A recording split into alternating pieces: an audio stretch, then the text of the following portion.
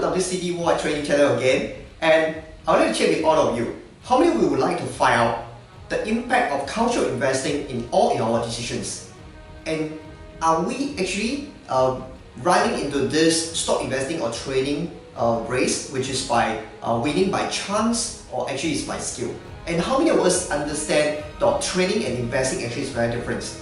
Well, for the past few years, actually I was sharing with thousands of students, which is about how effectively invest or even trade in the stock stock markets. Okay, so I'm so excited about this, and today my name is Tony Lim. I would like to actually have this chance to share with all of you about what is the importance of the way how the culture we're going to affect investing decision, and also to tell a little bit about what is the upcoming market trend in Singapore stock market. Well, without wasting any time, let's begin. So many people will think about that culture is not important, and let's take a look for how culture is going to affect in our stock decision. Okay, first of all, we're going to talk about decision. Okay, everything that is about decision, right? In our life is choice about decision. But before we come into a decision, come to a conclusion, which is we have to go through the 4 levels. Okay, the first level we call is experience. Okay, is experience. No matter what kind of things that we do, and there is a lot of newbies nowadays who come to me and say, Tony teachers, I don't know what you're talking about the culture of investing. Okay, what do you mean? Okay, so I'm newbies, I don't know what is the culture. What is the culture should I practice? Because I don't know my character, I don't know who am I don't know what is my skill and the way, because I'm still very new on it. Okay, and some of the so-called trader investor, which is literate, they might say, I was investing for the past decades. I was using trading methodology, I was making tons of money. So I don't care about what kind of culture. I practice my own culture. Okay, which is not right and which is not wrong. Okay, every single one of us, we have a different character, we have a different so-called the mindset, the different way of how we're going to deal with everything, right? So now, the most important thing is that what is our past experience? We're going to affect and influence our decision in the future. Why? Because the level 1 is about experience. Let's take for instances, that's the traders. Okay, if today we talk about a trader, the trader is a speculator, they are not investors, right? They keep on trading and going for the short term and hit on the market, and they want to win and take the money and just run away. Okay, no, I don't mean to run away, it's just like take the money and just cash out, okay? So whatever it is that we can see, those traders and speculators, they go into a very short period of time when they get into the market. Okay, so if today we go through the past experience, maybe our first time we make money by using ABC method. Okay, then second time we using ABC method, again we make money. Third time, fourth time, fifth time, we keep on making money.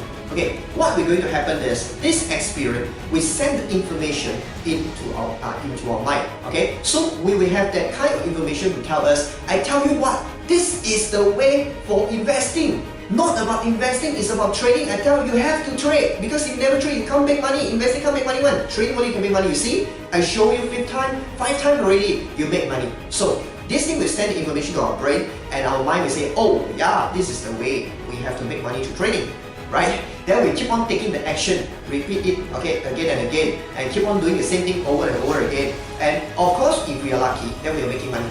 Okay, so that things will become the culture to us. Okay, no matter we like it or not, that will become the culture to us already. It's become a behavior already.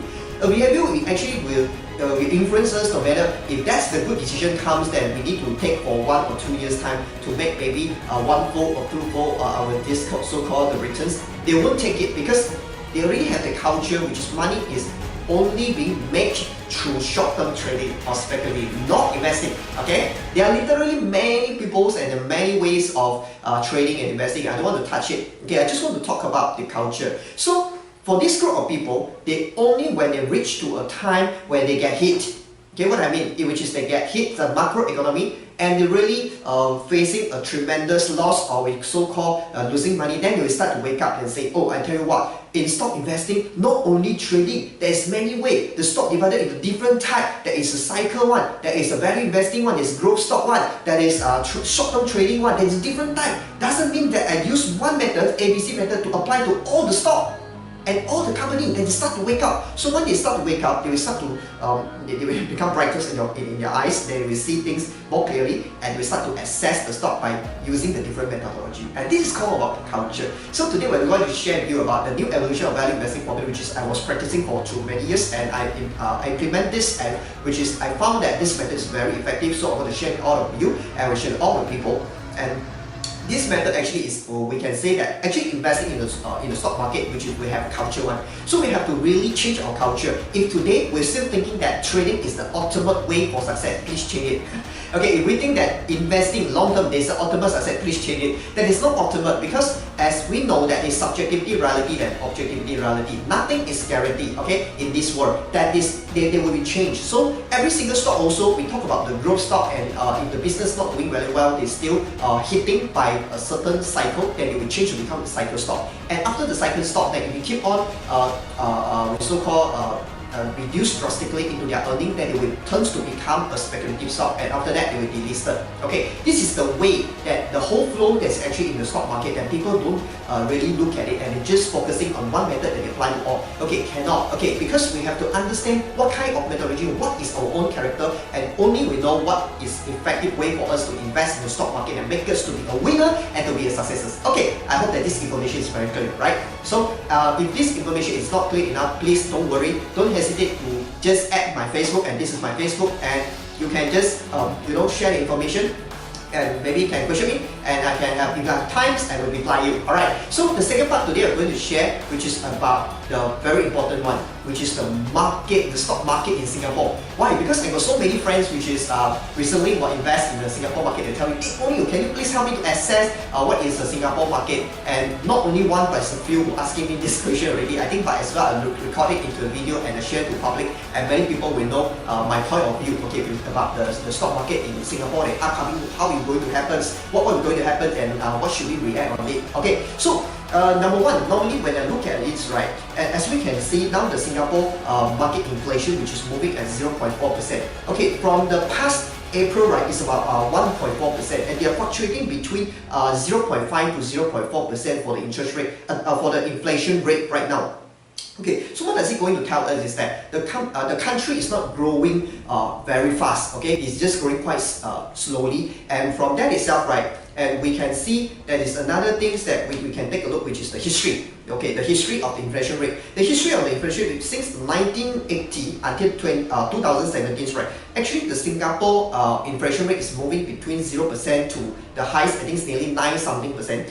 Except from 1970 something, that is one time that's hitting 30% for inflation rate as history. Here we don't want to talk about. We talk about the range will be between 0% to 9%. So what does it tell us? Right now we are actually in 0.4% only. That is still rooms to go. Okay, there's still rooms to grow further. So from here, if we really take a look for, if we want the inflation rate to grow, we have to take a look at the gross domestic product in the country, in Singapore. So in Singapore, gross domestic product right now is nearly 4.6%. As we know that it's 4.6% is not very bad, which is not very good as well, because from July itself, okay, no, from 2016 July, right, it's nearly about 1.2%. Okay, then it grow to 2.9, then it grow to something, but now it's about 4.6%. So it starts growing already. And people might think, okay, so Singapore is now growing in the GDP. Doesn't mean, means that the inflation rate is going to grow? Yes, it is. Okay, it got a chance on that. But no matter how, we have to take a look for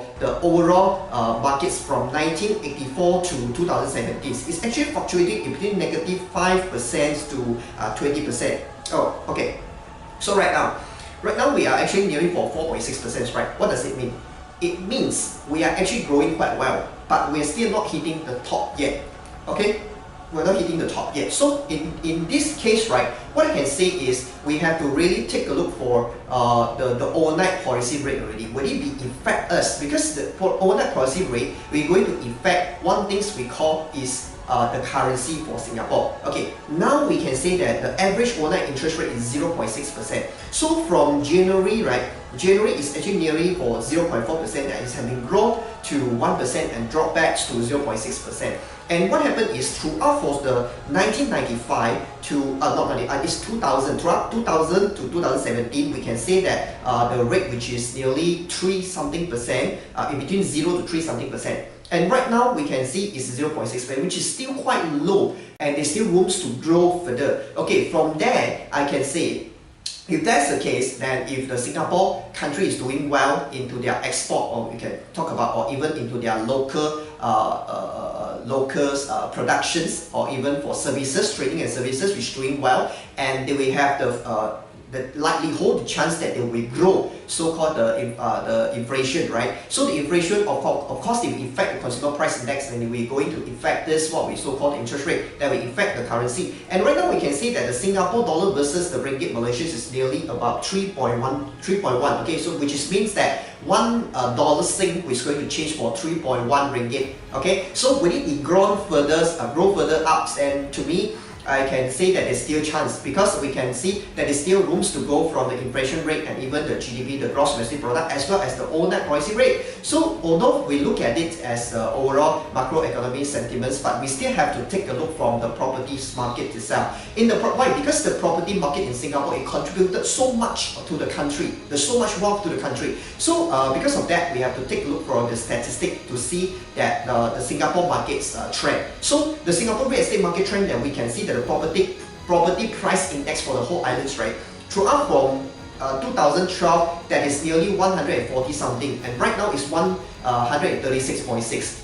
Okay, until up to date, which is I can say that it's dropping, okay, declining. And another thing, which is the rental index, because we know property, the real estate, they have another very important passive income, we call it rental. Okay, this rental will actually help to generate income and cash flow for all those landlords, and it will become one of the income, and people will spend, they will increase the purchasing power, and they will affect the overall market sentiment. So from there, as we can say that, we can say from 2012, right, actually it's about 110 something 15s, okay, 115s, okay, it dropped to 103.4 now, we can say, okay, it's 103.4%, so which is dropping as well, it's declining. So from the overall perspective, we can say the unsold property, the residential unit, and the unsold EC unit, okay, executive condo is declining. This is the good news. And we can see that it's declining. That it means that the stock, okay, in Singapore is declining already. What does it mean? It means that people going to buy, even though that the market is going down, there's still people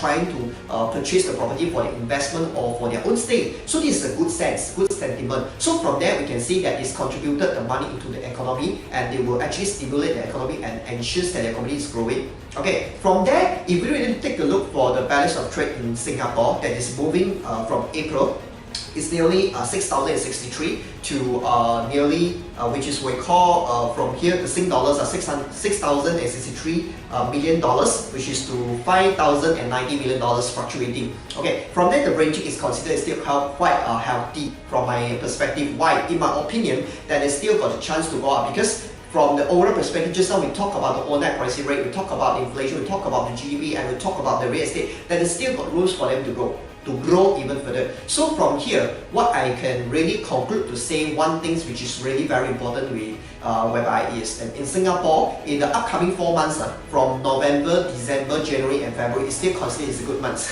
Why? Because we can say that there is still many penny stock which is undervalued that we can buy and hold it, and it's have a chance to grow up. Okay, because it's still undervalued and the economy is growing, which is quite healthy in another 4 months. And Christmas is coming, and every time with Christmas coming and the end of the year, maybe the new year is coming, and people will get their bonus and they will spend even more money. Okay, right? They will stimulate the economy as well, and they will stimulate the stock prices to go up. Okay, because the income is growing. So this is one of the things that we have to really take a look for the upcoming Singapore market. And one thing that must really very focus on, which is February. Okay, I'm very serious on that. February.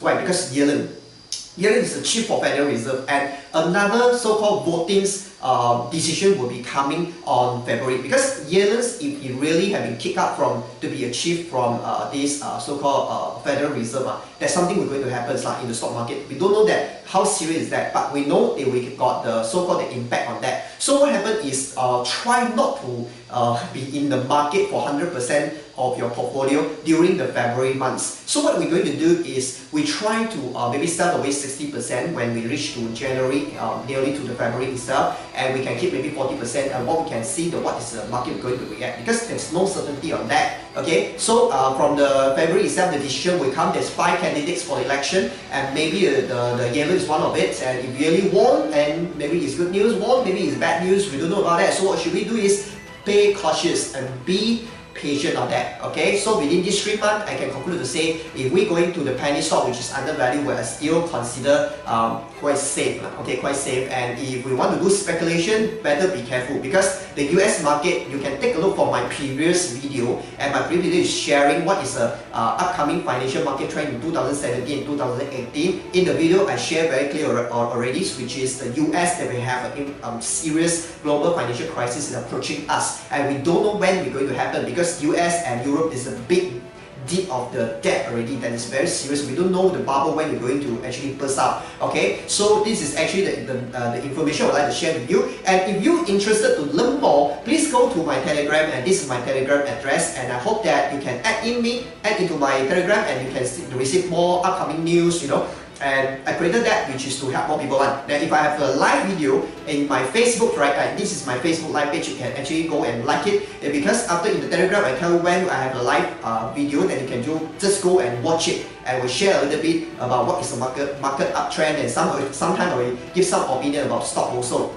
Okay, this is actually briefly that we're going to share with you, and this is, if you want to know more about me, who am I? I'm Tony Lim. Okay, this is my website, okay, www.tonylimsd.com, which is my website, and we have a YouTube channel as well, which is the WCT World Trading channel. And if you're really interested to learn more, I hope that you can actually grab a piece of book, which is I write my books. This is my book, okay, which is the Powerful Value Investing Formula. Right now, which is selling in I think it's in Malaysia. You can get it, which is or even you can order through our website. You just PM us, and we can send it to you. And this is, I think, is one of the books that sharing my own way, which is the simple, reliable analysis. One of the way that how to deal with the short-term tradings and value box trading system to find the value and trade along the way. And another book, which is number 2, is this one. This is how to build my own cash machine through stock investment. And this book is not for sale, okay, to the public, and it's not selling from a bookstore. Why? Because this book actually I purposely read it for our stock advanced class student, and for them to use it as a textbook. Okay, so it's quite compact. There's a lot of the information inside. And if you're interested, want to get this, grab this piece of books, you just PM us to my Facebook, and just maybe you can go to my personal Facebook. This is my personal Facebook address. Okay, you got question, you can just ask me, then we can actually send the books for you. Okay, so I hope that this information is very clear that I passed to you, that what is the upcoming Singapore market trend and what should we react on that, and to help us to make money and make us to be a successful stock investor, okay, and traders. And hope that you will stay happy and be joyful every single day after you have learned stock investing. Tony Lim here. Thank you so much for watching. Thank you.